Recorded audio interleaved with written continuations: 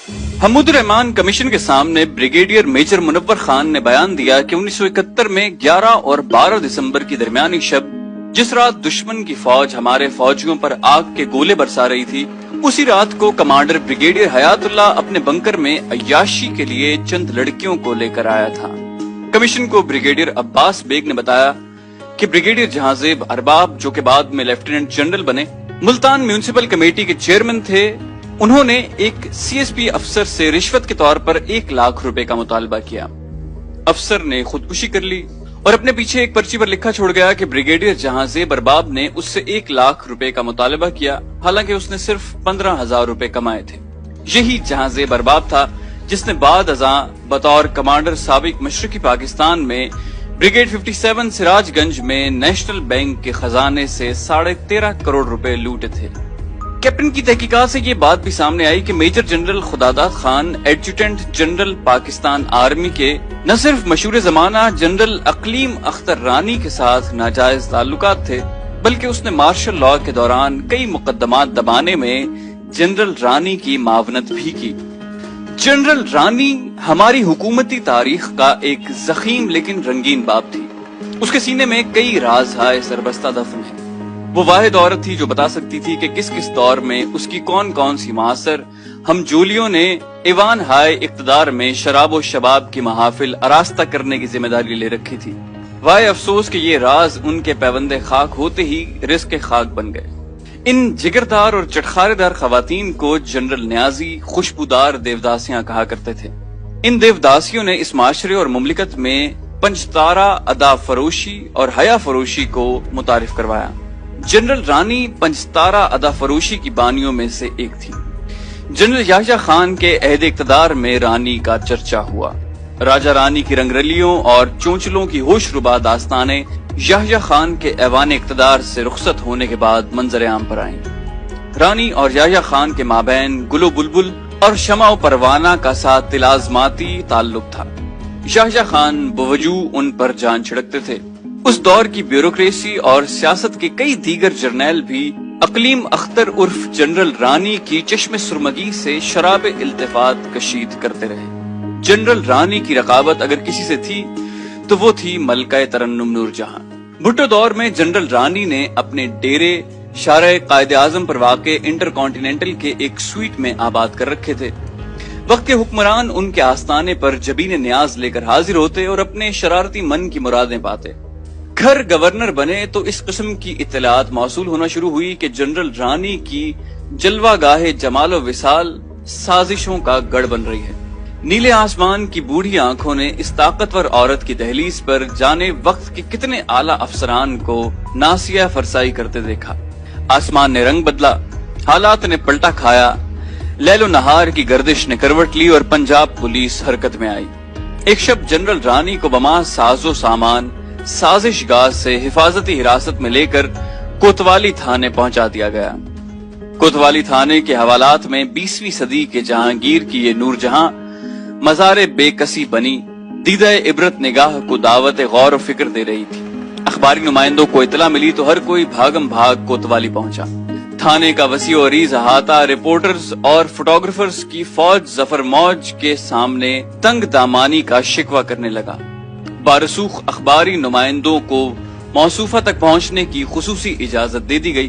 वो तस्वीर बेबसी बने सर झुकाए हर सवाल सुनती रही, लेकिन किसी भी सवाल का माकूल जवाब देना उसने मुनासिब न जाना। सहाफी चुटकी भरते, याह्या खान के हवाले से यादों को साज देने की इस्तदा करते, लेकिन जनरल रानी का तो यह हाल था कि काटो तो बदन में लहू नहीं। बादस खराबी बसियार उसके होंठ फड़फड़ाए और उसने कपकपाते लहजे में जवाब दिया कि बस नक्शा बिगड़ गया। समंदर की पाताल और आसमान की पहनाइयों से खबर ढूंढ निकालने वाले खोजी रिपोर्टर बसद हसरत व मुराद नाकाम लौटे। वो ये न जान सके कि कौन सा नक्शा बिगड़ गया। उस रात ये खोजी कोई बड़ी खबर हासिल करने में नाकाम रहे। खर दौर में जनरल रानी मफरूर इश्तहारी मुलजिमों की तरह जाबजा छुपती फिरती रही। अगले वक्त के मेहरबानों के दरवाजे दर तौबा की तरह बंद हो चुके थे। नया ऐवाने इख्तदार उनके लिए शजर ममनुआ था। नया जमाना था, साज और राग बदल चुके थे। जनरल रानी को जिंदगी में पहली बार इस किस्म की नाखुशगवार हालात का सामना करना पड़ा। वो अपने आशनाओं से राब्ता करती, हर एक की मिन्नत समाजत करती, जाए अमा और दारुल अमा फराहम करने की बिनती करती, लेकिन नए दौर में हुक्मरानों की अताब से बचने के लिए हमा नौई ब्यूरोक्रेसी के असफंदियार और अफरस्याब भी अपनी इस चहीती से आंखें चुराने लगे। वो रिवायती तोते की तरह साफ आंखें फेर चुके थे। कूचा कूचा कुबकू करिया करिया खाक छानने के बाद उसे मालूम हुआ कि पूरे पाकिस्तान में अगर कोई एक शख्स उसे पनाह दे सकता है तो वो लाहौर का एक सहाफी है। एक रात उस सहाफी के घर टेलीफोन की घंटी बजी। सहाफी की बेगम ने टेलीफोन का रिसीवर उठाया। दूसरी जानिब खौफजदा लहजे में एक खातून मौजूद थी।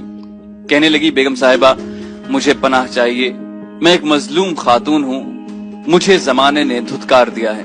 कल तक मेरी चौखट बड़ी बड़ी नामवर पेशानियों की सजदगाह थी और आज मैं जिस भी दरवाजे पर जाती हूँ मुझे खोटे सिक्के की तरह लौटा दिया जाता है। नामवर सहाफी की बेगम ने कहा कि आप जानती हैं कि आपने किसके घर फोन किया है? रानी ने बताया कि मैंने आपके शौहर आगा शोरिश काश्मीरी की जिगरदारी और बहादुरी की दास्तानें सुन रखी हैं। मुझे मेरे मिलने वालों ने बताया कि वो मजलूमों का साथ देने में कभी हिचकिचाहट महसूस नहीं करते। बेगम साहिबा ने कहा, आगा साहब इस वक्त आराम कर रहे हैं। वो जब सो रहे हों तो हम में से किसी की भी जरूरत नहीं होती कि उन्हें जगा सके। वो जब लिखने में मसरूफ हों या आराम कर रहे हों तो किसी किस्म की मदाखलत और खलल बर्दाश्त नहीं करते। 1-2 घंटे गुजरने के बाद फोन की घंटी दोबारा बजी। दूसरी जानिब बोलने वाली खातून ने यह ऐलान किया कि मैं इंतहाई मजबूर हूँ और मेरे पास बजुस इसके कोई और चारा नहीं कि मैं बनफ्स नफीस आपके दौलत कदे पर हाजिर हो जाऊं। चंद घंटे गुजरने के बाद रात के पिछले पहर जनरल रानी आगा शोरिश काश्मीरी के घर के दरवाजे के बाहर मौजूद थी। आगा साहब को बअम्रे मजबूरी नींद से जगाया गया। वो बाहर आए और पुरसिशे अहवाल की। जनरल रानी ने हुकूमती मजालिम की एक तूफानी दास्तान सुनाई और उसके बाद पनाह की तलबगार हुई। आगा साहब ने कहा कि मैं तुम्हें तादेर अपने यहाँ पनाह नहीं दे सकता। ये सुनना था कि जनरल रानी ने एक जखीम एल्बम आगा साहब को पेश किया और कहा कि इस एल्बम में पाकिस्तान के सिविल और मिलिट्री ब्यूरोक्रेट्स, सियासतदानों और सरमायादारों की जिंदगी के मख्फी गोशे तस्वीरी जबान में हकीकत हाल बयान कर रहे हैं। आगा साहब ने जनरल रानी को अपने यहाँ एक रात ठहरने की इजाजत दे दी। ये रात जनरल रानी ने आगा शोरिश काश्मीरी के घर के अकब में भैंस के लिए बने एक छप्पर के नीचे गुजारी। पंचतारा होटलों, सदारती महलों और विजारती ऐवानों की मखमली और गुदास बिस्तरों पर रातें बसर करने की आदी खातून के लिए ये रात यकीनन कयामत की रात थी। सुबह होते ही वो चल दी। आगा साहब ने उसके दिए हुए तोहफे को उसकी आंखों के सामने नजरे आतिश कर दिया। कहा कि इख्तदार से महरूम होने वाले लोगों के ऐब उछालना बुज़दिलों का काम है। आज तुम ये तस्वीरें उठाए फिर रही हो, कल तुम इन लोगों के निगार खानाए ऐश की रौनक होगी। आगा साहब ने जो कुछ कहा वो सच साबित हुआ। भुट्टो हुकूमत से जनरल रानी की खुफिया डील हो गई। जनरल रानी भी ज़ेरे जमीन चली गईं और उसके बारे में उछाली जाने वाली रंगीन दास्तानों पर भी पर्दा डाल दिया गया। एक गैर मामूली इंटरव्यू में जनरल रानी ने इंकशाफ किया कि एक रात आगा जानी मुझसे मिलने आए थे और किसी हद तक बेचैन थे। आते ही मुझसे पूछा कि तुम्हें फिल्म धी रानी का गाना चीची दा छल्ला आता है? मैंने मुस्कुराते हुए जवाब दिया कि मेरे पास गाने सुनने का वक्त कहाँ है। उसी वक्त उन्होंने मिलिट्री सेक्रेटरी को फोन किया और नगमे की कॉपी लाने का हुक्म सादिर किया।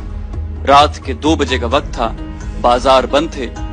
मिलिट्री सेक्रेटरी को 1 घंटे के अंदर अंदर एक ऑडियो एल्बम की दुकान खुलवाकर गाने की कॉपी हाजिर करना पड़ी, जिसके बाद आगा जानी खुशी खुशी नगमा सुन रहे थे।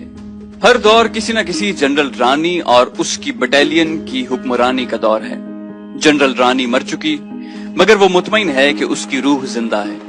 वो मुतमईन है कि उसके बाद भी इख्तदार के ऐवानों में किसी न किसी जनरल रानी के कहकहों और चहचहों पर दिलो जान निसार करने वाले रंगीले याहया खान मौजूद हैं। जनरल रानी सिर्फ एक नाम नहीं, वो सिर्फ एक औरत नहीं, बल्कि वो एक इस्तिआरा और इदारा थी। ये इदारा अब नाकाबिल तस्खीर हद तक मुस्तहकम हो चुका है। जनरल रानी ने मुख्तदर तबकात के ऐवानों को हिरनियों, तितलियों, बुलबुलों और मैनाओं से सजाने का फन मुतारिफ करवाया था। ये फन अब बालिग हो चुका है। जनरल रानी कल भी ऐवान इख्तदार पर काबिज थी और उसकी तरबियत याफ्ता कई दीगर कारीगर और फनकारानियां آج بھی ایوان ہائے اقتدار کی انٹیریئر ڈیکوریشن میں مصروف ہیں۔ ایک تقریر کے دوران سکوت مشرقی پاکستان کا ذکر کرتے ہوئے آغا شورش کاشمیری نے کہا تھا کہ اس کے ذمہ دار انگنت ہیں، لیکن ان میں انگور کا پانی اور جنرل رانی نمایاں ہیں۔